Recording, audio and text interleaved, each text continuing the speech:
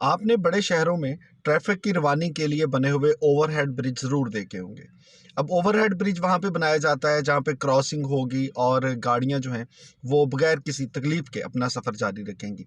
अब जहाँ पे ओवरहेड ब्रिज बनेगा उसके नीचे क्रॉसिंग के लिए अंडरपास भी ज़रूर बनेगा। जितने भी अंडरपास बनाए जाते हैं उनके ऊपर एक कॉशन के लिए तख्ती ज़रूर लगाई जाती है, निशानदही की जाती है कि वो गाड़ियाँ जिनकी ऊंचाई एक ख़ास हद से ज़्यादा है वो इसके नीचे से गुजरने की कोशिश ना करें। लेकिन ऐसे वाक़यात हम कई बार देखते हैं कि किसी गफलत की वजह से या कोताही की वजह से, ना अनजाने की वजह से कुछ ड्राइवर उसके नीचे से गाड़ी गुजारने की कोशिश करते हैं और गाड़ी उस ओवरहेड ब्रिज के नीचे फंस के रह जाती है। अभी पिछले दिनों ऐसे हुआ कि हमारे कुछ कोलीग्स जो थे वो ऑफिस लेट पहुंचे। जब किसी से पूछा कि खैरियत है, आप लोग देर से आए हैं, तो उन्होंने कहा कि भाई जो रास्ते में एक अंडरपास आता है उसके नीचे रात एक कंटेनर फंस गया है। अब जिसकी वजह से उस अंडरपास के नीचे से गाड़ियाँ नहीं गुजर सकती थी, तो ट्रैफिक में थोड़ा खलल था, काफ़ी लंबा रास्ता काट के हमें दोबारा आना पड़ा। खैर, उसकी तस्वीर एक दोस्त ने बनाई हुई थी। अब ये ऐसा था कि अंडरपास जो है अगर वो यहाँ पर है तो कंटेनर ने नीचे से गुजरने की कोशिश की। अभी कंटेनर थोड़ा सा उसके नीचे घुसा, लेकिन उसके बाद वो उसके नीचे फंस के रह गया।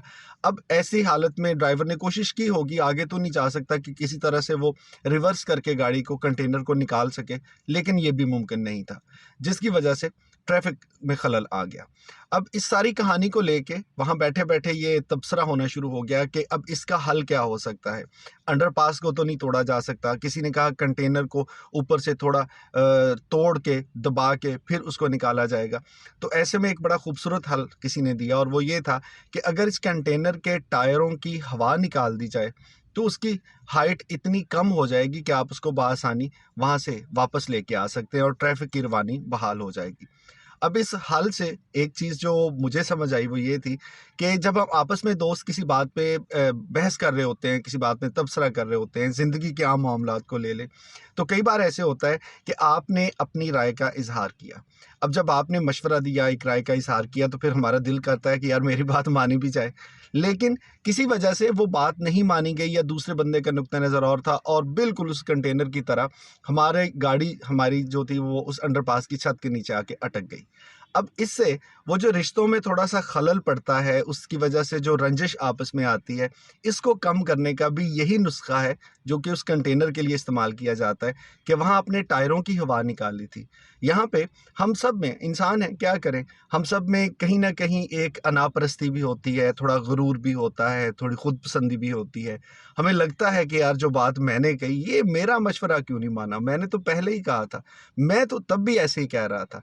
अब उस बात को लेके अगर हम उस थोड़ी-सी गुरूर की, अनापरस्ती की, तकब्बुर की, अपने होने की, अपने वजूद की थोड़ी-सी हवा निकालें और उस गुरूर को, अनापरस्ती को, तकब्बुर को थोड़ा-सा कम कर लें, तो उसका फ़ायदा ये होगा कि वो जो सूरत-ए-हाल जिसमें थोड़ी-सी रंजिश बन गई थी, वो ख़त्म हो जाएगी और वो हमें जो लग रहा था ना कि बात यहाँ से आगे चल नहीं सकती, ये जो बात मैंने कही थी, इस पे आपने ये कहा था।